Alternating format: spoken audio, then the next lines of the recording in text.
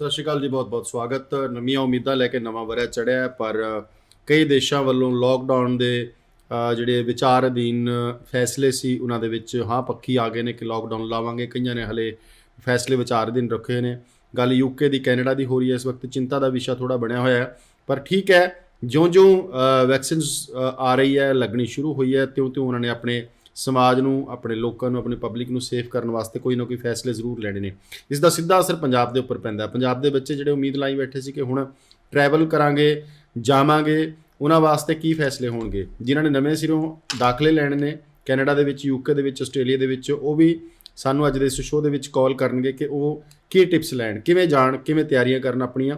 ਸੋ ਤੁਹਾਡੇ ਸਵਾਲਾਂ ਦਾ ਜਵਾਬ ਦੇਵਾਂਗੇ ਜੀ। ਮੇਰੇ ਨਾਲ ਇਸ ਵਕਤ ਇਸ ਮੰਚ ਤੇ ਮੌਜੂਦ ਨੇ ਗੌਰਵ ਤਲਵਾਰ ਜੀ, ਸੈਟਲਿੰਗ ਰੋਡ ਤੋਂ। ਬਹੁਤ ਬਹੁਤ ਸਵਾਗਤ ਤੁਹਾਡਾ ਗੌਰਵ। ਸਤਿ ਸ਼੍ਰੀ ਅਕਾਲ ਜੀ। ਗੌਰਵ ਜੀ, ਪਹਿਲਾਂ ਤਾਂ ਕੀ ਦੇਖਦੇ ਹੋ, ਯੂਕੇ, ਕੈਨੇਡਾ ਵਰਗੇ ਦੇਸ਼ ਇਸ ਚੀਜ਼ ਨੂੰ ਵਿਚਾਰ ਰਹੇ ਨੇ ਕਿ ਲੋਕਡਾਊਨ ਕਦੋਂ ਤੱਕ ਲੱਗੂਗਾ, ਜਾਂ ਕਈ ਸਟੇਟਾਂ ਦੇ ਵਿੱਚ ਪੂਰਨ ਤੌਰ ਤੇ ਦੇਸ਼ ਲੋਕ ਨਹੀਂ ਕੀਤਾ, ਕਈ ਸਟੇਟਾਂ 'ਚ ਲਾਉਣਾ ਸ਼ੁਰੂ ਵੀ ਕਰਤਾ ਹੈਗਾ। ਦੇਖੋ, ਐਸੈਂਸ਼ੀਅਲ ਜਾਂ ਜੋ ਤੁਸੀਂ ਪੜ੍ਹਾਈ ਲਈ ਜਾਣਾ ਚਾਹੁੰਦੇ ਹੋ, ਕੋਈ ਬਿਜ਼ਨਸ ਸਰਵਿਸਿਜ਼ ਲਈ ਜਾਣਾ ਚਾਹੁੰਦੇ ਹੋ, ਤਾਂ ਤੁਸੀਂ ਟਰੈਵਲ ਕਰ ਸਕਦੇ ਹੋ, ਕੋਈ ਪ੍ਰੋਬਲਮ ਨਹੀਂ ਹੈ। ਗੱਲ ਇਹ ਕਿ ਕਿਹੜੇ ਕਾਗਜ਼ਾਤ ਤੁਹਾਨੂੰ ਚਾਹੀਦੇ ਹੈ, ਉਸ ਤੋਂ ਬਾਅਦ ਤੁਹਾਡਾ ਇਨਟੇਕ ਕਿੰਨੀ ਦੂਰ ਹੈ। ਗੱਲ ਇਹ ਹੈ ਕਿ ਜਨਵਰੀ ਇਨਟੇਕ ਵੀ ਜਿੱਥੇ ਬਾਇਓਮੈਟ੍ਰਿਕਸ ਵਿੱਚ ਡੇਟ ਨਹੀਂ ਮਿਲ ਰਹੀਆਂ, ਉਹਦਾ ਸ਼ਿਕਾਰ ਹੁੰਦਾ ਦਿਖ ਰਿਹਾ ਹੈ ਕਿ ਬੱਚਿਆਂ ਨੂੰ 31 ਜਨਵਰੀ ਤੱਕ ਤਾਂ ਟਾਈਮ ਹੀ ਨਹੀਂ ਹੈ ਐਮਬੈਸੀ ਕੋਲ। 31 ਜਨਵਰੀ ਤੋਂ ਬਾਅਦ ਦੀ ਤੁਹਾਨੂੰ ਦੇ ਰਹੀ ਹੈ। ਫਿਰ ਬਹੁਤ ਸਾਰੇ ਬੱਚੇ ਇਸ ਸਮੇਂ ਇਸ ਅਸਮੰਜਸ ਵਿੱਚ ਨੇ ਕਿ ਅਸੀਂ ਔਨਲਾਈਨ ਸ਼ੁਰੂ ਕਰੀਏ ਕਲਾਸਿਸ ਕਿ ਨਹੀਂ ਕਰੀਏ। ਮੈਂ ਬਿਲਕੁਲ ਸਾਫ਼ ਸਮਝਾ ਦੇਣਾ ਚਾਹੁੰਦਾ ਕਿ ਅਗਰ ਤੁਹਾਡਾ AIP ਆ ਗਿਆ ਜਾਂ ਤੁਹਾਡਾ ਕਾਲਜ 500-700 ਕੱਲ੍ਹ ਨੂੰ ਜੋ ਡਾਲਰ ਦਾ ਰਿਸਕ ਲੈ ਕੇ, ਜੇ 500-700 ਦਾ ਰਿਸਕ ਵੀ ਹੈ ਤਾਂ ਸਾਨੂੰ ਔਨਲਾਈਨ ਲਾ ਦੇਣੀ ਚਾਹੀਦੀ ਕਲਾਸ, ਕੋਈ ਵੱਡੀ ਗੱਲ ਨਹੀਂ। ਉਹਦਾ ਕਾਰਨ ਇਹ ਹੈ ਕਿ ਜੇ ਤੁਸੀਂ ਅੱਜ ਜਨ ਡੈਫਰ ਕਰਾ ਕੇ ਸੈਪਟੰਬਰ ਤੱਕ ਜਾਂਦੇ ਹੋ ਤਾਂ ਆਟੋਮੈਟਿਕਲੀ ਤੁਹਾਡੇ ਵੀਜ਼ਾ 'ਤੇ ਇਫੈਕਟ ਪੈ ਜਾਏਗਾ। ਜੇ 500-700 ਡਾਲਰ ਦਾ ਰਿਸਕ ਲੈ ਕੇ ਤੁਸੀਂ ਕਲਾਸਿਸ ਸ਼ੁਰੂ ਕਰ ਦਿੰਦੇ ਹੋ ਤਾਂ ਮੈਨੂੰ ਲੱਗਦਾ ਇਹ ਹਮੇਸ਼ਾ ਪੋਜ਼ੀਟਿਵ ਸਾਈਡ ਜਾਏਗੀ, ਕਿਉਂਕਿ ਜਦੋਂ ਤੁਸੀਂ ਅਪਲਾਈ ਕਰੋਗੇ ਜਾਂ ਫਿਰ ਤੁਸੀਂ ਟਰੈਵਲ ਕਰਨਾ ਹੋਏਗਾ, ਫਿਰ ਜੇ ਤੁਸੀਂ ਔਨਲਾਈਨ ਕਲਾਸਿਸ ਜੁਆਇਨ ਕੀਤੀ ਹੋਏਗੀ, ਤੁਹਾਡਾ ਵੀਜ਼ਾ ਆਇਆ ਹੋਏਗਾ, ਤੁਸੀਂ ਆਪਣਾ ਲੈਟਰ ਲੈ ਕੇ ਟਰੈਵਲ ਕਰ ਸਕਦੇ ਹੋ। ਨਹੀਂ ਤਾਂ ਫਿਰ ਟਰੈਵਲ ਲਈ ਵੀ ਤੁਹਾਨੂੰ ਪ੍ਰੋਬਲਮ ਆਏਗੀ। ਤਾਂ ਇਸ ਸਮੇਂ ਜੋ ਮੇਨ ਪ੍ਰੋਬਲਮ ਹੈ ਬੱਚਿਆਂ ਕੋਲ, ਉਹ ਜਨ ਇਨਟੇਕ ਦੇ ਜੋ ਲੱਖਾਂ ਬੱਚੇ ਨੇ, ਉਹ ਇਸ ਗੱਲ ਨੂੰ ਲੈ ਕੇ ਕਨਫਿਊਜ਼ ਨੇ, ਜਿਨ੍ਹਾਂ ਨੂੰ ਕਿਉਂਕਿ ਦੇਖੋ ਬਾਇਓਮੈਟ੍ਰਿਕਸ ਡੇਟ ਜੋ ਹੈ ਉਹ ਖੁਦ ਹਾਈ ਕਮਿਸ਼ਨ ਤੁਹਾਨੂੰ ਟਾਈਮ ਦੇ ਰਿਹਾ ਹੈ ਕਿ ਇੰਨੇ ਵਜੇ ਇਸ ਤਰੀਕ ਨੂੰ, ਤਾਂ 31 ਤੱਕ ਤਾਂ ਕੋਈ ਟਾਈਮ ਹੈ ਹੀ ਨਹੀਂ, ਉਸ ਤੋਂ ਅੱਗੇ ਟਾਈਮ ਹੈ। ਤਾਂ ਬਹੁਤ ਮੈਕਸਿਮਮ ਕਲਾਸਿਸ ਜੋ ਹੈ ਉਹ 20 ਜਨਵਰੀ ਤੋਂ, 18 ਤੋਂ, 15 ਤੋਂ, 12 ਤੋਂ ਇਸ ਤਰ੍ਹਾਂ ਸ਼ੁਰੂ ਹੋ ਰਹੀਆਂ। ਤਾਂ ਬਹੁਤ ਜ਼ਿਆਦਾ ਬੱਚੇ ਜੋ ਮੇਰੇ ਥਰੂ ਬੱਚੇ ਅਪਲਾਈਡ ਨੇ, ਜਿੰਨੇ ਵੀ ਕੰਸਲਟੈਂਸੀ ਲੈ ਰਹੇ ਨੇ, ਜਿਨ੍ਹਾਂ ਨੂੰ ਹੈ, ਤਾਂ ਮੈਂ ਜ਼ਰੂਰ ਕਾਲਜਿਸ ਨਾਲ ਗੱਲ ਕਰਕੇ ਉਹਨਾਂ ਦਾ ਓਰੀਐਂਟੇਸ਼ਨ ਔਰ ਲੌਗਿੰਗ ਜ਼ਰੂਰ ਕਰਾ ਰਹੇ ਹਾਂ ਤਾਂ ਕਿ ਦਾ ਮੂਮੈਂਟ ਉਹਨਾਂ ਦਾ ਹੋਵੇ, ਨਾਲ ਅਸੀਂ ਇਹ ਵੀ ਪਾ ਸਕੀਏ ਕਿ ਅਸੀਂ ਕਲਾਸਿਸ ਸ਼ੁਰੂ ਕਰ ਕਰੋ। ਜੀ ਕਾਲਾਂ ਲੈਣੀਆਂ ਸ਼ੁਰੂ ਕਰੀਏ। ਕੁਝ ਕਾਲਸ ਸਾਨੂੰ ਵੱਜ ਰਹੀਆਂ ਨੇ, ਦਰਸ਼ਕ ਨਾਰਾਜ਼ਗੀ ਪ੍ਰਗਟ ਕਰਦੇ ਨੇ, ਫਿਰ ਅਸੀਂ ਕਾਲ ਨਹੀਂ ਚੱਕਦੇ। ਸਤਿ ਸ਼੍ਰੀ ਅਕਾਲ ਹੈ ਜੀ, ਸਵਾਗਤ। ਹਾਂਜੀ, ਕੀ ਸਵਾਲ ਹੈ ਜੀ? ਹਰਮਨਦੀਪ ਸਿੰਘ ਗੱਲ ਕਰਦਾ ਪਿਆ ਜੀ, ਸੰਗਰੂਰ ਤੋਂ। ਹਾਂਜੀ ਹਰਮਨਦੀਪ ਜੀ। ਜੀ ਸਰ, ਮੈਂ ਆਪਣੇ ਨਾ ਆਸਟ੍ਰੇਲੀਆ ਵੀਜ਼ਾ ਬਾਰੇ ਪੁੱਛਣਾ ਚਾਹੁੰਦਾ ਸੀ ਜੀ। ਕੀ ਪੁੱਛਣਾ ਜੀ? ਜੀ ਸਰ, ਮੈਂ ਨਾ ਪਲੱਸ 2 ਕੀਤੀ ਹੈ 2019 ਦੇ ਵਿੱਚ ਆਰਟਸ ਦੇ ਨਾਲ, ਮੇਰੇ ਨਾ 75% ਨੰਬਰ ਆ। ਤੇ ਮੈਂ ਹੁਣ ਆਈਲੈਟਸ ਕੀਤੀ ਹੈ ਤੇ ਮੇਰੇ ਓਵਰਆਲ ਸੀ 1 ਤੋਂ 5.5 ਆਇਆ, ਤੇ ਮੇਰਾ ਆਸਟ੍ਰੇਲੀਆ ਹੋ ਸਕਦਾ? ਦੇਖੋ, ਆਸਟ੍ਰੇਲੀਆ ਨੂੰ ਲੈ ਕੇ ਮੈਂ ਜ਼ਰੂਰ ਉਮੀਦ ਦਿਖਾਉਣਾ ਚਾਹੁੰਦਾ ਕਿ ਆਸਟ੍ਰੇਲੀਆ ਦੇ ਵਿੱਚ ਲਗਾਤਾਰ ਬਹੁਤ ਅੱਛੇ ਰਿਜ਼ਲਟਸ ਆ ਰਹੇ ਹੈ। ਔਰ ਆਸਟ੍ਰੇਲੀਆ ਵਿੱਚ ਜੋ ਨਵੀਂ ਫੇਸ ਦੇਖਣ ਨੂੰ ਮਿਲ ਰਿਹਾ ਕਿ ਡਿਪਲੋਮਾ ਦਾ ਵੀ ਵੀਜ਼ਾ ਆ ਰਿਹਾ, ਜਿੱਥੇ ਬਹੁਤ ਵਾਰੀ ਅਸੀਂ ਪਿਛਲੇ ਕਈ ਟਾਈਮ ਤੋਂ ਕਹਿ ਰਹੇ ਸੀ ਕਿ ਤੁਸੀਂ ਡਿਪਲੋਮਾ ਲੀਡਿੰਗ ਟੂ ਡਿਗਰੀ ਲਓ, ਟੇਫ ਟੂ ਯੂਨੀਵਰਸਿਟੀ ਜਾਓ ਜਾਂ ਯੂਨੀਵਰਸਿਟੀ ਜਾਓ। ਅਗਰ ਜੀ ਤੁਹਾਡੇ ਕੋਲ ਫੰਡਸ ਕਮਜ਼ੋਰ ਹੈ ਤਾਂ ਫਿਰ ਤੁਸੀਂ ਗਰੁੱਪ 8 ਜਾਂ ਲੈਵਲ ਜੋ ਮੇਨ 8 ਯੂਨੀਵਰਸਿਟੀਜ਼ ਹੈ ਉਹਨਾਂ ਵਿੱਚ ਲਓ, ਕਿਉਂਕਿ ਉਹ ਯੂਨੀਵਰਸਿਟੀਜ਼ ਵਿੱਚ ਐਡਮਿਸ਼ਨ ਤੋਂ ਬਾਅਦ GT ਦਾ ਬਹੁਤ ਵੱਡਾ ਫੰਡ ਆ ਨਹੀਂ ਰਹਿ ਜਾਂਦਾ। ਬਟ ਹੁਣ ਜੋ ਦੇਖਣ ਵਿੱਚ ਆ ਰਿਹਾ ਕਿ ਜੋ ਹਾਈ ਕਮਿਸ਼ਨ ਹੈ ਉਹ ਡਿਪਲੋਮਾਸ ਨੂੰ ਵੀ ਵੀਜ਼ਾ ਦੇ ਰਿਹਾ, ਤਾਂ this is the best time ਜਦੋਂ ਤੁਸੀਂ ਆਸਟ੍ਰੇਲੀਆ ਨੂੰ ਕਲਿੱਕ ਕਰ ਸਕਦੇ ਹੋ। ਹਾਂ, ਟਰੈਵਲ ਬੈਨ ਹੈਗਾ, ਟਰੈਵਲ ਲਈ 1600 ਤੋਂ ਲੈ ਕੇ 1800 ਡਾਲਰ ਦੀ ਜੋ ਟਿਕਟ ਲੈਣੀ ਪੈਂਦੀ ਹੈ ਤੁਹਾਨੂੰ, ਉਸ ਤੋਂ ਬਾਅਦ ਉੱਥੇ ਕੁਆਰੰਟਾਈਨ ਦਾ ਪ੍ਰੋਪਰ ਸਿਸਟਮ ਹੈ। ਤਾਂ ਇਸ ਲਈ ਫਿਰ ਇਹ ਥੋੜ੍ਹੀ ਜਿਹੀ ਪ੍ਰੋਬਲਮਸ ਆਉਣਗੀਆਂ, ਕਿਉਂਕਿ ਇਹਦੇ ਲਈ ਤੁਹਾਡਾ ਜੋ ਐਕਸਪਰਟ ਹੈ ਜਿਹਦੇ ਥਰੂ ਤੁਸੀਂ ਫਾਈਲ ਲਾ ਰਹੇ ਹੋ ਉਹਨੂੰ ਪ੍ਰੋਪਰ ਨੌਲੇਜ ਹੋਣੀ ਚਾਹੀਦੀ ਆ ਕਿ ਕਿੱਦਾਂ ਟਰੈਵਲ ਕਰੋਗੇ, ਜਾਂ ਜੋ ਵੀਜ਼ਾ ਆ ਗਿਆ ਤਾਂ ਔਨਲਾਈਨ ਕਲਾਸਿਸ ਕਿਵੇਂ ਸ਼ੁਰੂ ਕਰੋਗੇ। ਕਿਉਂਕਿ ਬੱਚੇ ਨੂੰ ਇਹ ਡਰਾਉਣਾ ਨਹੀਂ, ਬੱਚਾ ਕਨਫਿਊਜ਼ਡ ਆ ਕਿ ਮੈਂ ਆਨਲਾਈਨ ਕਲਾਸਿਸ ਮੈਂ ਬਹੁਤ ਵਾਰ ਦੇਖਦਾ, ਬਹੁਤ ਮੁੱਦਿਆਂ 'ਤੇ ਕਹਿੰਦਾ ਆਨਲਾਈਨ ਕਲਾਸਿਸ ਨਹੀਂ ਲੱਗ ਪਾ ਰਹੀਆਂ। ਐਸਾ ਕੁਝ ਵੀ ਨਹੀਂ ਹੈ। ਜੇ ਬੱਚਾ ਉੱਥੇ ਨਹੀਂ ਪੜ੍ਹ ਪਾ ਰਿਹਾ, ਜੇ ਮਹੀਨਾ 2 ਮਹੀਨਾ ਇੱਥੇ ਪੜ੍ਹਨਾ ਪੈ ਰਿਹਾ, ਤੁਸੀਂ ਰਿਜ਼ਲਟ ਦੇਖ ਲਓ। ਜੋ ਬੱਚੇ ਆਨਲਾਈਨ ਕਲਾਸਿਸ ਲਾਈਆਂ, ਜਿਨ੍ਹਾਂ ਨੇ ਇਨਟੇਕ ਮਿਸ ਨਹੀਂ ਕੀਤਾ, ਉਹ ਸਾਰੇ ਬੱਚੇ ਅੱਜ ਟਰੈਵਲ ਕਰ ਪਾ ਰਹੇ ਆ। ਉਹਨਾਂ ਲਈ ਟਰੈਵਲ ਦੇ ਰਸਤੇ ਖੁੱਲ੍ਹੇ ਹੈ। UK ਵਿੱਚ ਵੀ ਇਹੀ ਹੋਇਆ। ਜਿਨ੍ਹਾਂ ਨੇ ਸਪਟੈਂਬਰ ਇਨਟੇਕ, ਜਿਨ੍ਹਾਂ ਨੇ ਜਨਵਰੀ ਇਨਟੇਕ ਮਿਸ ਕੀਤਾ, ਉਹ ਅਗਲੇ ਸਤੰਬਰ ਤੇ ਚਲੇ ਗਏ, ਜਾਂ ਉਹ ਰਿਵੋਕ ਹੋ ਗਏ, ਜਾਂ ਉਹ ਜਾ ਹੀ ਨਹੀਂ ਸਕਦੇ, ਉਹਨਾਂ ਦਾ ਵੀਜ਼ਾ ਲੱਗਿਆ ਵੀ ਖਰਾਬ ਹੋ ਗਿਆ।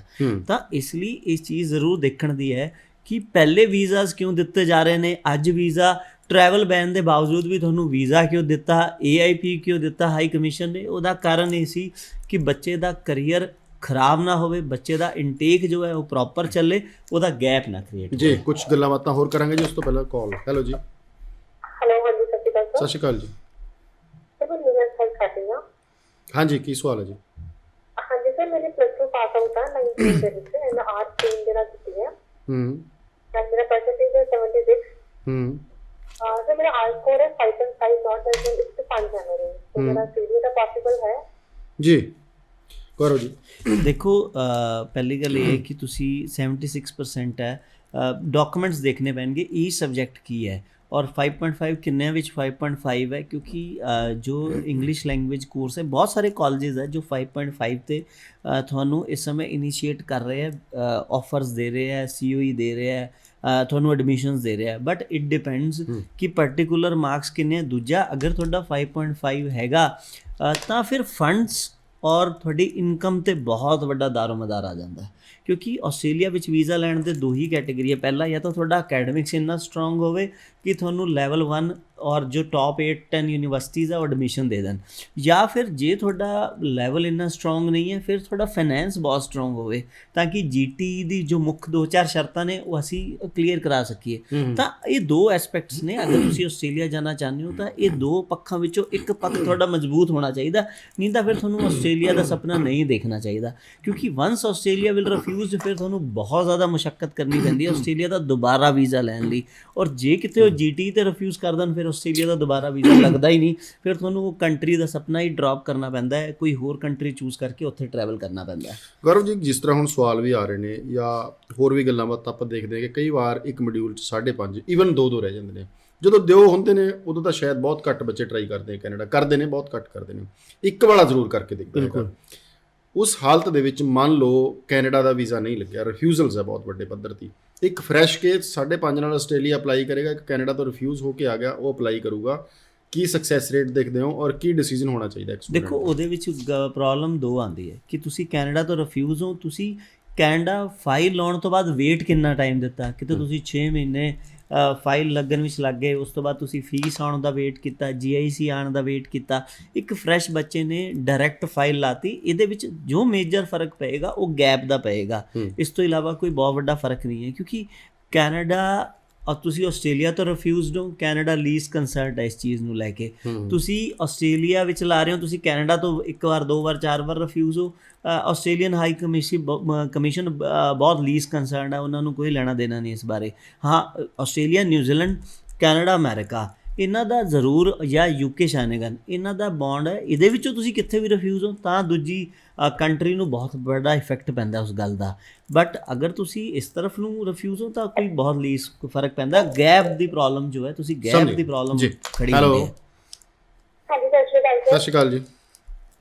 ਸਰ, ਮੈਂ ਤੁਹਾਨੂੰ ਗੱਲ ਕਰ ਰਹੀ ਹਾਂ ਬਿਲਕੁਲ। ਹਾਂਜੀ ਹਾਂਜੀ ਹਾਂਜੀ ਸਰ, ਮੈਂ ਨਾ ਗ੍ਰੈਜੂਏਸ਼ਨ ਕੀਤੀ ਹੈ 2019 ਚ BA ਜੀ। ਹਾਂਜੀ ਸਰ, ਮੇਰੇ 6.5 ਨੋਟ 5.5 ਹੈ।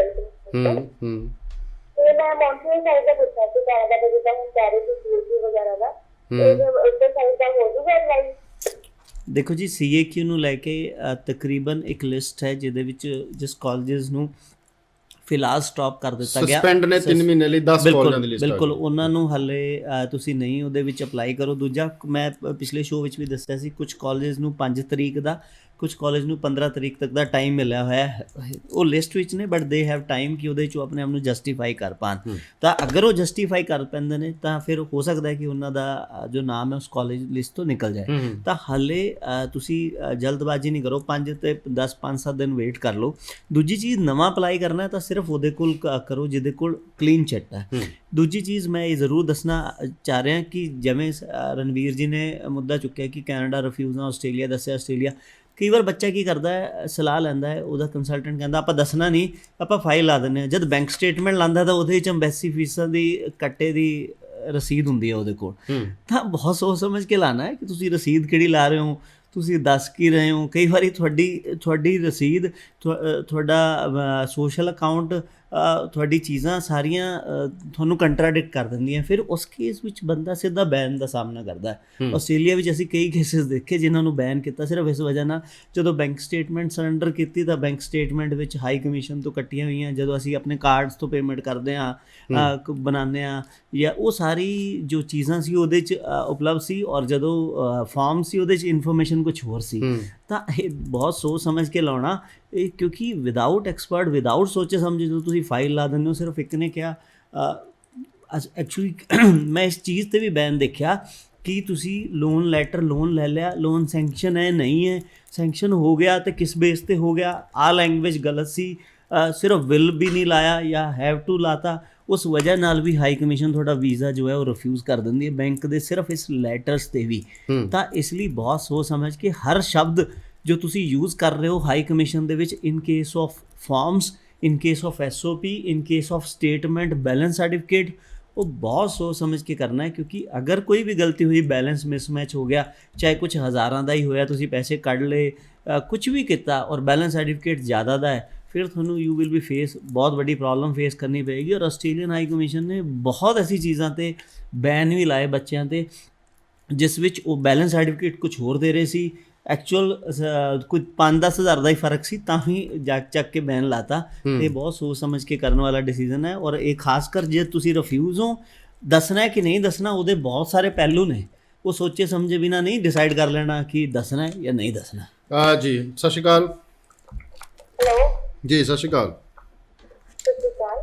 ਹਾਂਜੀ, ਕੀ ਸਵਾਲ ਹੈ ਜੀ? ਹਾਂਜੀ, ਮੈਂ ਇਸ ਦਾ ਗੱਲ ਕਰ ਰਹੀ ਹਾਂ ਕਿ ਹਾਂਜੀ। ਕੈਨੇਡਾ ਦੀ ਪ੍ਰੋਫਾਈਲ ਸੀ, ਮੈਂ ਕੈਨੇਡਾ ਦੇ ਵਿੱਚ ਸੀ ਤੁਹਾਡੇ ਤੋਂ ਕਿ ਇਹਦਾ ਕਿਤੇ 2018 ਦੇ ਵਿੱਚ ਓਵਰਆਲ 60% ਹੈ ਮੇਰੀ, ਤੇ ਓਵਰਆਲ 6 ਤੇ 5.5 ਹੈ ਮੇਰੀ। ਜੀ ਹਾਂਜੀ ਜੀ ਗੌਰਵ ਜੀ।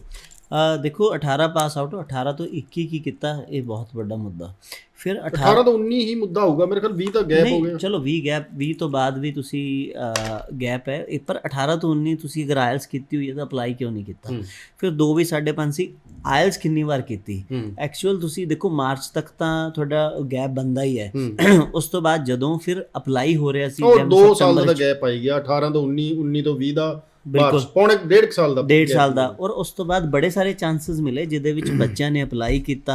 ਬੜੇ ਸਾਰੇ ਸੈਸ਼ਨ ਤੁਸੀਂ ਲੋਕਡਾਊਨ ਤੋਂ ਬਾਅਦ ਵੀ ਕੱਢਤੇ, ਮੰਨ ਲਓ ਸੈਪਟੈਂਬਰ ਕੱਢਤਾ, ਜਨਵਰੀ ਕੱਢਤਾ, ਅੱਜ ਤੁਸੀਂ ਮਈ ਲਈ, ਹੋ ਸਕਦਾ ਕਿ ਮਈ ਵੀ, ਸ਼ਾਇਦ ਤੁਸੀਂ ਹਾਲੇ ਸਲਾਹ ਲੈ ਰਹੇ ਹੋ ਮਈ ਵੀ ਕੱਢ ਦਿਓ, ਤਾਂ ਜਨਵਰੀ ਅਗਰ ਸੈਪਟੈਂਬਰ 2021 ਲਈ ਅਪਲਾਈ ਕਰਨਾ ਚਾਹੋ ਤਾਂ ਫਿਰ ਇਹ ਦੇਖਣਾ ਪਏਗਾ ਕਿ ਇੰਨਾ ਵੱਡਾ ਜੋ ਗੈਪ ਹੈ ਉਹਦਾ ਜਸਟੀਫਿਕੇਸ਼ਨ ਕੀ ਹੈ। ਔਰ ਜਦੋਂ ਫਿਰ ਤੁਸੀਂ ਅਗਰ ਕੋਈ ਚੀਜ਼ ਜੋੜੋਗੇ ਤਾਂ ਫਿਰ ਲੋਕਡਾਊਨ ਵਿੱਚ ਉਹਨੂੰ ਕਿਵੇਂ ਕਨੈਕਟ ਕਰੋਗੇ, ਇਹ ਵੀ ਬੜੀ ਚੀਜ਼ ਹੈ। ਕਿ ਹੁਣ ਬਹੁਤ ਵਾਰੀ ਅਸੀਂ ਇਹ ਦੇਖਿਆ ਕਿ ਬੱਚਿਆਂ ਨੇ ਸਰਟੀਫਿਕੇਟ ਬਣਾ ਲਿਆ 2 ਸਾਲ ਦਾ, ਲੋਕਡਾਊਨ ਦਾ ਵੀ ਸਰਟੀਫਿਕੇਟ ਹੈ, ਕਲਾਸਾਂ ਲਾ ਰਹੇ ਸੀ।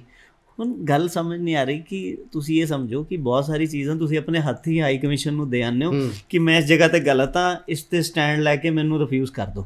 ਤਾਂ ਆਪਾਂ ਉਹ ਨਹੀਂ ਦੇ ਦੇਣਾ। ਮੈਂ ਇੱਕ ਹੋਰ ਬੜੇ ਕੇਸਿਸ ਆਉਂਦੇ ਆ, ਲੋਕ ਤੁਹਾਡੇ ਮਨ 'ਚ ਰਹੀ ਬੜੀ ਸਾਰੀ ਪ੍ਰੋਬਲਮ ਡਿਸਕਸ ਕਰਦੇ ਆ, ਉੱਥੋਂ ਵੀ ਬੜਾ ਕੁਝ ਪਤਾ ਚੱਲਦਾ। ਇੱਕ ਆਇਆ, ਉਹਨੇ ਜੌਬ ਦਾ ਵੀ ਸਰਟੀਫਿਕੇਟ ਲਾਇਆ ਹੋਇਆ ਔਰ ਡਿਗਰੀ ਦਾ ਵੀ ਸਰਟੀਫਿਕੇਟ ਲਾਇਆ। ਹੁਣ ਉਹਨੇ ਲਿਖ ਕੇ ਦਿੱਤਾ ਕਿ ਤੁਸੀਂ ਪੜ੍ਹੇ ਕਦੋਂ ਰੈਗੂਲਰ ਔਰ ਜੌਬ ਕਦੋਂ ਕੀਤੀ। ਤਾਂ ਬੜੀ ਸਾਰੀ ਚੀਜ਼ਾਂ ਨੇ ਜਿਹਦੇ ਵਿੱਚ ਤੁਸੀਂ ਖੁਦ ਹੀ, ਮੈਂ ਇਹ ਕਹਾਂ ਰਣਬੀਰ ਜੀ 80% ਬਹੁਤ ਵਾਰੀ ਬੱਚਾ ਆਪਣੇ ਹੱਥੀਂ ਆਪਦੀ ਰਿਫਿਊਜ਼ਲ ਹਾਈ ਕਮਿਸ਼ਨ ਨੂੰ ਲਿਖ ਕੇ ਦੇ ਦਿੰਦਾ, ਜਿਹਦੇ ਵਿੱਚ ਉਹਦੀ SOP ਬਹੁਤ ਕੁਝ ਬਿਆਨ ਕਰਦੀ ਹੈ, ਉਹਦੀ ਸਟੇਟਮੈਂਟਸ ਬਹੁਤ ਕੁਝ ਬਿਆਨ ਕਰਦੀ ਹੈ, ਉਹਦਾ ਡਾਕੂਮੈਂਟਸ ਬਹੁਤ ਕੁਝ ਬਿਆਨ ਕਰਦੇ ਹੈ। ਮਾਸਟਰਸ ਕਰਕੇ ਸਰਟੀਫਿਕੇਟ ਕੋਰਸ ਕਰ ਲਿਆ, ਸਰਟੀਫਿਕੇਟ ਕੋਰਸ ਤੋਂ ਬਾਅਦ ਫਿਰ ਕਿਸੇ ਹੋਰ ਕੋਰਸ ਲਈ ਐਡਮਿਸ਼ਨ ਲੈ ਲਿਆ, ਤਾਂ ਅਸਲ 'ਚ ਪੰਜਾਬ 'ਚ ਕੈਰੀਅਰ ਗਾਈਡੈਂਸ ਹੈ ਨਹੀਂ। ਹਾਂ ਇਹ ਬਿਲਕੁਲ ਬਹੁਤ ਵੱਡੀ ਮੈਂ ਥੋੜਾ ਸਮਾਂ ਲਵਾਂਗਾ 30 ਸੈਕਿੰਡ। ਜਦੋਂ ਬੱਚਾ +1 ਕਰਕੇ +2 'ਚ ਜਾਂਦਾ ਨਾ ਗੌਰਵ ਜੀ, ਉਹਨੂੰ ਦੇਖ ਲਿਆ ਮੈਂ ਕਿਹੜੇ ਸਬਜੈਕਟ ਪੜ੍ਹੇ, ਮੇਰਾ ਕਿੰਨਾ 'ਚ ਇੰਟਰਸਟ ਹੈ, ਬਟ ਉਹ ਇਹ ਪਲਾਨ ਹੀ ਨਹੀਂ ਕਰ ਪਾਉਂਦਾ ਕਿ ਮੈਂ ਪੰਜਾਬ 'ਚ ਰਹਿਣਾ, ਬਿਜ਼ਨਸ ਕਰਨਾ, ਖੇਤੀਬਾੜੀ ਕਰਨੀ ਹੈ, ਕਿ ਵਿਦੇਸ਼ ਜਾਣਾ ਹੈ, ਵਿਦੇਸ਼ ਜਾਣ ਵਾਸਤੇ ਕਿਹੜੇ ਕੋਰਸ ਅੱਛੇ ਨੇ। ਉਹ ਕਹਿੰਦਾ ਜੀ ਮਾਮੇ ਚਾਚੇ ਤਾਏ ਦਾ ਮੁੰਡਾ ਪਾਸ ਹੋਇਆ ਜਾਂ ਮੇਰਾ ਉੱਥੇ ਮਾਸਟਰ ਜਾਣਕਾਰ ਸੀ, ਉਹ ਕਹਿੰਦਾ ਤੂੰ ਹੈ ਤਾਂ ਨਲਾਇਕ, ਕਹਿੰਦੇ ਤੂੰ ਨਿਕਲਣਾ, ਤੂੰ ਐਂ ਕਰ ਹਿਸਟਰੀ ਲੈ ਲੈ, ਫਿਜ਼ੀਕਲ ਲੈ ਲੈ, ਡਰਾਇੰਗ ਲੈ ਲੈ। ਹੁਣ ਮੈਨੂੰ ਤਿੰਨਾਂ ਦੇ ਆਧਾਰ 'ਤੇ ਪਹਿਲਾਂ ਤਾਂ ਕੋਈ ਜੋਬ ਦਿਖਾ ਦਿਓ ਪੰਜਾਬ ਦੇ ਵਿੱਚ, ਕੋਈ ਅਜਿਹਾ ਦੇਸ਼ ਦਿਖਾ ਦਿਓ ਜਿਹੜਾ ਆਵਾਜ਼ਾਂ ਮਾਰਦਾ ਹੋਵੇ ਕੋਈ ਫਿਜ਼ੀਕਲ, ਡਰਾਇੰਗ ਤੇ ਹਿਸਟਰੀ ਵਾਲੇ ਆ ਜਾਓ। ਠੀਕ ਹੈ, ਸਟੈਮ ਦਾ ਹੈਗਾ ਅੱਜ ਕੱਲ੍ਹ, ਸਾਇੰਸ ਟੈਕਨੋਲੋਜੀ ਇੰਜੀਨੀਅਰ ਮੈਥ ਦੀ ਗੱਲ ਹੋ ਰਹੀ ਹੈ। 80 ਸਬਜੈਕਟ ਉਹ ਲੈ ਰਹੇ ਆ ਜਿਨ੍ਹਾਂ ਦੇ ਵਿੱਚ ਸਾਡੇ ਨੰਬਰ 70% ਹੋ ਜਾਣ, ਨੰਬਰ ਲੈ ਕੇ ਘੁੰਮੀ ਜਾਓ। ਬਹੁਤ ਜ਼ਿਆਦਾ ਜ਼ਰੂਰਤ ਹੈ, ਜਿਹੜੇ ਗੌਰਵ ਜੀ ਗੱਲ ਕਰ ਰਹੇ ਨੇ ਕਿ ਅੱਜ +2 ਕਰ ਲਈ, ਫਿਰ ITI ਕਰ ਲਈ, ਫਿਰ ਜੀ ਮੈਂ ਕੰਪਿਊਟਰ ਕੋਰਸ ਕਰਨ ਲੱਗ ਗਿਆ। ਅੱਛਾ, ਉਸ ਤੋਂ ਬਾਅਦ ਜਿਵੇਂ ਬੈਂਕ 'ਚ ਲੱਗ ਗਿਆ, ਨਾ ਕਮਰਸ ਦਾ ਕੋਈ ਕੀਤਾ ਹੋਇਆ, ਨਾ ਕੋਈ ITI ਡੀਜ਼ਲ ਮਕੈਨਿਕ ਦਾ ਲੱਗਾ ਦੇ ਗਏ। ਇੱਕ ਟਰੈਕ ਤੇ ਤੁਰਨ ਦੀ ਬਜਾਏ ਅਸੀਂ ਕਨਫਿਊਜ਼ ਹਾਂ। ਇਸੇ ਕਰਕੇ ਸਾਨੂੰ ਇੱਕ ਚੰਗਾ ਕੰਸਲਟੈਂਟ ਮੇਰੇ ਹਿਸਾਬ ਨਾਲ ਤਾਂ ਗੌਰਵ ਜੀ ਹੈ ਕਿ +1 ਚ ਸਿਲੈਕਟ ਕਰਨਾ। ਬਿਲਕੁਲ। ਦੂਜੀ ਚੀਜ਼ ਇਹ ਨਾ 80% ਜਦੋਂ ਗੱਲ ਕਰਦੇ ਹਾਂ 80% ਨੰਬਰ ਹੈ ਜੀ, 85% ਨੰਬਰ ਹੈ ਜੀ। ਹੁਣ 85% ਨੰਬਰ ਕਿਆ ਬਣੇ, 90% ਤਾਂ ਨੰਬਰ ਡਰਾਇੰਗ ਤੇ ਫਿਜ਼ੀਕਲ ਵੀ ਸੀਗੇ। ਜਿਹੜਾ ਸਬਜੈਕਟ ਮੇਨ ਸੀ ਉਹਦੇ ਨੰਬਰ ਹੀ 50% ਸੀਗੇ। ਹੁਣ ਬੜੀ ਸਾਰੀ ਚੀਜ਼ਾਂ ਨੇ, ਸਿਰਫ ਨੰਬਰ ਤੁਸੀਂ ਐਕਚੁਅਲੀ ਨਾ ਸਾਡਾ ਸਟੇਟਸ ਸਿੰਬਲ ਬਣ ਗਿਆ, ਪਰਸੈਂਟੇਜ ਕਿੰਨੀ ਹੈ। ਮੈਂ ਬੱਚਾ 80% ਤੋਂ ਹੋਇਆ 85% ਤੋਂ, ਉਸ ਚੱਕਰ 'ਚ ਬੱਚਾ ਸਬਜੈਕਟ ਹੋ ਜੇ ਲੈਂਦਾ। ਇਸ ਤੋਂ ਚੰਗਾ ਇਕਨੋਮਿਕਸ ਲਿੱਤੀ ਹੁੰਦੀ 60% ਹੀ ਹੁੰਦੇ, ਤੁਹਾਡੇ ਕੰਮ ਤਾਂ ਆਉਂਦੇ, ਤੁਹਾਨੂੰ ਕਿਸੇ ਤਰਫ ਤਾਂ ਲਾ ਦਿੰਦੇ। ਤਾਂ ਜੋ ਸਬਜੈਕਟ ਤੁਸੀਂ ਲੈ ਰਹੇ ਹੋ, ਜੋ ਸਾਡੇ ਕੋਰਸ ਕਰਨ ਜਾ ਰਹੇ ਹੋ, ਸੁਣੀ ਸੁਣਾਈ ਗੱਲ ਜਾਂ ਸਿੱਧਾ ਨਹੀਂ ਕਰ ਲੈਣਾ ਚਾਹੀਦਾ, ਕਿਉਂਕਿ ਉਸ ਦੇ ਇਫੈਕਟਸ ਐਂਡ ਸਾਈਡ ਇਫੈਕਟਸ ਤੁਹਾਡੇ ਕਰੀਅਰ 'ਤੇ ਕੀ ਪੈਣਗੇ ਇਹ ਤੁਹਾਨੂੰ ਸੋਚਣੇ ਪੈਣਗੇ। ਉਸ ਤੋਂ ਇਲਾਵਾ ਸਿਰਫ ਇਹ ਸੋਚ ਨਹੀਂ ਹੈ, ਗੱਲ ਸਮਝੋ, ਸਾਡੀ ਸੋਚ ਇਹ ਹੈ ਕਿ ਕੈਨੇਡਾ ਅਸੀਂ ਸੋਚਦੇ ਹਾਂ, ਬਣਾਉਂਦੇ ਹਾਂ ਲਿਸਟ, ਇੱਕ 2.5 ਲੱਖ ਵਿੱਚ ਭੇਜ ਰਿਹਾ, ਇੱਕ 5 ਲੱਖ ਵਿੱਚ, ਇੱਕ 15 ਵਿੱਚ, ਇੱਕ 20 ਲੱਖ ਵਿੱਚ। ਹੁਣ university of Manitoba, Fraser valley university ਹੈ, UCW, ਉਹਦੇ ਵਿੱਚ ਸਾਰਿਆਂ ਨੇ ਇੱਕ ਹੀ ਪੈਸੇ ਲੈਣੇ। ਉਹਦਾ ਮੈਨੂੰ ਤੁਸੀਂ ਦਿਖਾ ਦਿਓ, ਇੱਕ ਯੂਨੀਵਰਸਿਟੀ ਦਾ ਨਾਂ ਲੈ ਦਿਓ, ਇੱਕ ਕਾਲਜ ਦਾ ਨਾਂ ਲੈ ਦਿਓ, ਸ਼ੈਰੀਡਨ ਦਾ, ਵੀ ਕੋਈ ਕਹਿ ਰਿਹਾ ਮੈਂ ਸ਼ੈਰੀਡਨ 2.5 ਲੱਖ ਵਿੱਚ ਭੇਜ ਦਾਂਗਾ, ਕੋਈ ਕਹਿ ਰਿਹਾ ਮੈਂ 4 ਵਿੱਚ ਭੇਜ ਦਾਂਗਾ, ਕੋਈ 7 ਵਿੱਚ। ਫਿਰ ਮੈਂ ਮੰਨਦਾ ਕਿ ਡੈਫੀਨੇਟਲੀ ਕੁਛ ਸਕੋਲਿੰਗ ਹੈ। ਜਦ ਗੱਲ ਇਹ ਹੈ ਕਿ ਤੁਸੀਂ ਪੜ੍ਹਨਾ ਕਿੱਥੇ ਹੈ, ਇੱਕ ਕਮਰੇ ਵਾਲੇ ਕਾਲਜ ਵਿੱਚ ਪੜ੍ਹਨਾ, 4000 ਬੱਚੇ ਵਾਲੇ ਕਾਲਜ ਵਿੱਚ ਪੜ੍ਹਨਾ, 40000 ਬੱਚੇ ਵਾਲੇ ਕਾਲਜ ਵਿੱਚ ਪੜ੍ਹਨਾ ਕਿੱਥੇ ਹੈ। ਉਸ ਵਜ੍ਹਾ ਉਸ ਤਰੀਕੇ ਦੇ ਤੁਹਾਨੂੰ ਪੈਸੇ ਪੇ ਕਰਨੇ। ਇੱਕ ਮੇਰਾ ਸਵਾਲ ਗੌਰਵ ਜੀ ਹੋਰ ਹੈਗਾ, ਤੁਹਾਨੂੰ ਇੰਡਸਟਰੀ ਦੇ ਵਿੱਚ ਕੀ ਹੋ ਰਿਹਾ ਅੱਜ ਕੱਲ੍ਹ ਕਿ ਜੀ ਟਰੈਂਡ ਚੱਲ ਪਿਆ ਪੈਸੇ ਬਾਅਦ 'ਚ, ਉਹ ਇੰਨਾ ਕੁ ਘਰ ਕਰ ਗਿਆ ਸਾਡੇ ਅੰਦਰ। ਮੈਂ ਕੱਲ੍ਹ ਕਿਸੇ ਇੱਕ ਮਿੱਤਰ ਦੇ ਦਫ਼ਤਰ ਬੈਠਿਆ ਸੀ, ਬੜੀ ਸੋਹਣੇ PR ਦਾ ਕੰਮ ਕਰਦੇ ਆ, 7-8 ਬੰਦੇ ਕਾਉਂਸਲਿੰਗ ਲੈਣ ਆਏ ਤੇ 2 ਬੰਦੇ ਕਹਿ ਕੇ ਵਾਪਸ ਹੋ ਗਏ ਜੀ, ਕਹਿੰਦੇ ਸਾਰੇ ਪੈਸੇ ਵੀਜ਼ੇ ਤੋਂ ਬਾਅਦ। ਹੁਣ ਜਿਹੜਾ ਉਹ ਕੇਸ ਲਾ ਰਹੇ ਸੀ, ਮੈਂ ਸੱਚੀ ਦੱਸ ਰਿਹਾ, 4.25 ਲੱਖ ਰੁਪਏ ਦੀਆਂ ਸਰਕਾਰੀ ਫੀਸਾਂ ਸੀ ਫੈਮਿਲੀ ਦੀਆਂ, ਪਹਿਲੀ ਸਟੇਜ ਦੇ ਉੱਪਰ। ਬਿਲਕੁਲ ਐਂਡ ਤੱਕ ਤਕਰੀਬਨ ਲੈਂਡਿੰਗ ਲੂੰਡਿੰਗ ਫੀਸ ਪਾ ਕੇ 9-10 ਲੱਖ ਰੁਪਇਆ ਲੱਗ ਜਾਣਾ। ਬਿਲਕੁਲ। ਹੁਣ ਉਹ ਕੰਸਲਟੈਂਟ ਦਾ ਵੀ ਇਹ ਸਵਾਲ ਹੈ ਕਿ ਜੀ ਪਿਰਤ ਗਲਤ ਤੁਰ ਪਈ ਹੈ ਪੰਜਾਬ ਦੇ ਵਿੱਚ। ਠੀਕ ਹੈ, ਤੁਹਾਨੂੰ ਕੋਈ ਕਾਲਜ ਸਪੋਰਟ ਕਰਦਾ, ਉਹਨੇ ਪੈਸੇ ਨਹੀਂ ਲਏ, ਜਾਂ ਕੰਸਲਟੈਂਟਸ ਨੇ ਉਹਦੀ ਮੈਡੀਕਲ ਫੀਸ ਪੱਲਿਓਂ ਭਰਤੀ, ਜਾਂ ਉਹਦੀ 10-15 ਹਜ਼ਾਰ ਅੰਬੈਸੀ ਫੀਸ ਪੱਲਿਓਂ ਭਰਤੀ, ਉਹ ਸੈਕਿੰਡ ਆਪਸ਼ਨ। ਪਰ ਇੱਕ ਕੰਸਲਟੈਂਟਸ ਨੇ ਮੰਨ ਲਓ ਮਹੀਨੇ ਦੀਆਂ 10 ਫਾਈਲਾਂ ਹੀ ਲਾਣੀਆਂ, ਚਲੋ ਬਿਲਕੁਲ 10 ਲੱਖ ਰੁਪਏ ਇੱਕ ਫੈਮਿਲੀ ਦੇ ਇਨਵੈਸਟਮੈਂਟ ਕਰਦਾ ਉਹ PR ਦੇ ਕੇਸ ਦੇ ਵਿੱਚ, ਉਹ ਵਿਚਾਰਾ 1 ਕਰੋੜ ਰੁਪਇਆ ਫੈਮਿਲੀਆਂ ਤੇ ਕਿੱਥੇ ਇਨਵੈਸਟ ਕਰੇ, ਕਿੱਧਰੋਂ ਜਾ ਰਿਹਾ। ਉਹਦਾ ਕਾਰਨ ਇਹ ਹੈ ਕਿ ਉਹਨੂੰ ਐਡਵਰਟਾਈਜ਼ਮੈਂਟ ਇਹ ਮਿਲੀ ਹੈ ਕਿ ਅਸੀਂ ਤੁਹਾਨੂੰ ਤੁਹਾਡੀ PR ਲੈ ਦਾਂਗੇ, ਰੁਪਏ ਲਾਂਗੇ 20 ਲੱਖ, ਉਹਨੂੰ ਨਕਲੀ ITA ਦੇ ਦੇਣਾ ਔਰ 20 ਲੱਖ ਰੁਪਏ ਲੈ ਲੈਣੇ। ਫਿਰ ਉਹਨੇ ਸਹੀ ਮਤਲਬ ਜਾਲੀ ਬੰਦਿਆਂ ਨੂੰ ਤਾਂ ਨੁਕਸਾਨ ਨਹੀਂ, ਅਸਲੀ ਬੰਦੇ ਮਾਰੇ ਗਏ। ਬਿਲਕੁਲ ਪ੍ਰੋਬਲਮ ਇਹ ਕਰਨਾ ਹੈ ਕਿ ਚਲੋ ਬਾਰੋ-ਬਾਰ ਇਕੱਠਾ ਕਰ ਲਈਏ। ਹਾਂ ਬਿਲਕੁਲ, ਉਹਨਾਂ ਨੇ ਕੀ ਕਰਨਾ, ਉਹ ਜੋ ਲੋਕ ਕਾਉਂਸਲਿੰਗ ਲੈ ਗਏ ਉਹਨਾਂ ਨੇ ਅਜੇ ਲੋਕਾਂ ਕੋਲ ਜਾਣਾ ਜਿਨ੍ਹਾਂ ਨੇ ਕਹਿਣਾ ਅਸੀਂ ਤੁਹਾਨੂੰ ਵਿਜ਼ਿਟ ਤੋਂ ਵਰਕ ਤੇ ਭੇਜਾਂਗੇ ਜੀ, ਪਹਿਲੇ ਤੇ ਟੂਰਿਸਟ ਤੇ ਭੇਜਾਂਗੇ ਜੀ, ਪੈਸੇ ਲਾਂਗੇ ਵੀਜ਼ਾ ਤੋਂ ਬਾਅਦ, ਉੱਥੇ PR ਤੋਂ ਬਾਅਦ ਬਾਕੀ ਲਾਂਗੇ। ਫਿਰ ਤੁਹਾਨੂੰ ਇੱਕ ਲੈਟਰ ਕੱਢ ਕੇ ਦੇ ਦੇਣਾ ਕਿ ਇਹ ਲੈਟਰ ਹੈ ਜੀ, ਤੁਹਾਡਾ ਵੀਜ਼ਾ ਆ ਗਿਆ ਜੀ, ਤੁਸੀਂ ਜਾਓ 20 ਲੱਖ ਰੁਪਏ ਲਿਆਓ। ਤੁਸੀਂ ਫਟਾਫਟ ਭੱਜੇ ਜਾਣਾ ਵੀ ਮੇਰੇ PR ਆ ਗਈ 20 ਲੱਖ ਦੇ, ਨਾ ਫਿਰ ਉਹ ਦਫ਼ਤਰ ਮਿਲਣਾ, ਨਾ ਬੰਦੇ ਮਿਲਣੇ, ਨਾ ਤੁਸੀਂ ਜਾ ਪਾਣਾ। ਫਿਰ ਤੁਸੀਂ ਇਸ ਚੱਕਰ ਵਿੱਚ ਜੋ ਐਕਸਪਰਟ ਜੋ ਸਹੀ ਰਾਏ ਦੇ ਰਹੇ ਹੈ ਉਹਨਾਂ ਤੋਂ ਵੀ ਜਾਣਦੇ ਹੋ। ਫਿਰ ਇਹ ਤੁਹਾਡੀ ਸੋਚ ਆ ਕਿ ਤੁਸੀਂ ਹੁਣ ਮਤਲਬ ਤੁਹਾਨੂੰ ਹਰ ਵੀਜ਼ਾ ਕੈਟਾਗਰੀ ਤੇ ਵੱਖਰੀ ਕਾਲ ਤੇ ਵੱਖਰਾ ਕੰਸਲਟੈਂਟਸ ਲੈਣਾ। ਹਾਂ ਬਿਲਕੁਲ, ਸਮਝਣਾ ਪਏਗਾ। ਹਾਂ ਕਿ ਜੀ ਉਹ ਕਹਿੰਦੇ ਨੇ ਕਿ ਕਹਾਵਤ ਬੜੀ ਸੌਖੀ ਜੀ ਲੱਗਦੀ ਹੈ ਵੀ ਭੇਡ ਚਾਲ, ਇੱਕ ਭੇਡ ਜਿੱਧਰੋਂ ਚੱਲ ਪਈ ਸਾਰੇ। ਮੈਨੂੰ ਲੱਗਦਾ ਅਸੀਂ ਪੰਜਾਬ ਵਾਲੇ ਇੱਧਰ ਨੂੰ ਤੁਰੇ ਹੋਏ ਹਾਂ, ਪਰ ਇਹ ਗਲਤ ਧਾਰਨਾ ਹੈ ਕਿ ਜੀ ਹਾਂ ਜੀ ਸਭ ਨੇ ਹੀ ਹੁਣ ਜਿਹੜੇ ਪੈਸੇ ਨੂੰ ਵੀਜ਼ੇ ਤੋਂ ਬਾਅਦ ਦੇਣੇ ਨੇ। ਬਿਲਕੁਲ ਗਲਤ ਹੈ ਇਹ। ਠੀਕ ਹੈ, ਤੁਹਾਡੇ ਕਿਸੇ ਕੰਸਲਟੈਂਟਸ ਨੂੰ ਸਰਦਾ ਪੁੱਗਦਾ, ਪਰ ਜੇ ਜੈਨੂਅਨ ਫੀਸ ਭਰਦਾ ਮਾੜੀ ਗੱਲ ਨਹੀਂ ਹੈ, ਪਰ ਹਰ ਜਗ੍ਹਾ ਉਹ ਇੱਕ ਹੀ ਪਾਲਿਸੀ ਨਹੀਂ ਚੱਲ ਸਕਦੀ ਨਾ। ਹੁਣ ਤੁਸੀਂ ਜਿੰਨੇ ਮਰਜ਼ੀ ਵਧੀਆ ਕੱਪੜੇ ਪਾਏ ਆ, ਪਰ ਜੇ ਤੁਸੀਂ ਹੁਣ ਸਰਦੀਆਂ 'ਚ ਗਰਮੀਆਂ ਦੇ ਕੱਪੜੇ ਪਾਏ ਆ ਤਾਂ ਉਹ ਕਿਸ ਕੰਮ ਦੇ? ਇਹ ਤਾਂ ਤੁਹਾਨੂੰ ਦੇਖਣਾ ਕਿ ਸਮਾਂ ਕੀ ਹੈ, ਮਾਹੌਲ ਪੋਜੀਸ਼ਨ ਕੀ ਕੀ ਹੈ, ਹੈ। ਬਿਲਕੁਲ। ਹੁਣ ਤੁਸੀਂ ਗੰਨੇ ਦੇ ਰਸ ਵਾਲੀ ਮਸ਼ੀਨ ਵਿੱਚ ਅੰਗੂਰ ਦਾ ਰਸ ਕਿਵੇਂ ਕੱਢ ਲਓਗੇ, ਇਹ ਤਾਂ ਹੁਣ ਤੁਹਾਡੀ ਸੋਚ ਆ। ਗੌਰਵ ਜੀ ਸਮਾਂ ਅਲਾਓ ਨਹੀਂ ਕਰ ਰਿਹਾ ਗੱਲਾਂ ਕਰੀਏ। ਅੱਜ ਗੱਲਾਂ ਕਰਨ ਦਾ ਮਨ ਬੜਾ ਸੀ ਕਿਉਂਕਿ ਇੰਡਸਟਰੀ ਦੀਆਂ ਉਹ ਪਰਤਾਂ ਜਿਹੜੀਆਂ ਅਸੀਂ ਫਰੋੜ ਰਹੇ ਹਾਂ, ਪਰ ਬਹੁਤ ਸਾਰੀਆਂ ਅਜਿਹੀਆਂ ਗੱਲਾਂ ਜਿਹੜੀਆਂ ਤੁਸੀਂ ਮੇਰੇ ਤੋਂ ਬਿਨਾਂ ਇਕੱਲੇ ਗੌਰਵ ਜੀ ਜਾਂ ਇਹਨਾਂ ਦੀ ਟੀਮ ਦੇ ਨਾਲ ਜਾਣ ਸਕਦੇ ਹੋ, ਲਾਈਵ ਕਾਲ ਕਰਕੇ ਜਾਂ ਸ਼ੋਅ ਤੋਂ ਬਾਅਦ ਵੀ ਕਾਲ ਕਰਕੇ ਇਹਨਾਂ ਦੇ ਨਾਲ ਆਪਣਾ ਸੰਪਰਕ ਔਰ ਰਾਬਤਾ ਰੱਖ ਸਕਦੇ ਹੋ। ਬਹੁਤ ਮਿਹਰਬਾਨੀ, ਸ਼ੁਕਰੀਆ ਜੀ। ਅਗਲੇ ਹਫਤੇ ਮਿਲਾਂਗੇ। ਧੰਨਵਾਦ, ਸਤਿ ਸ਼੍ਰੀ ਅਕਾਲ।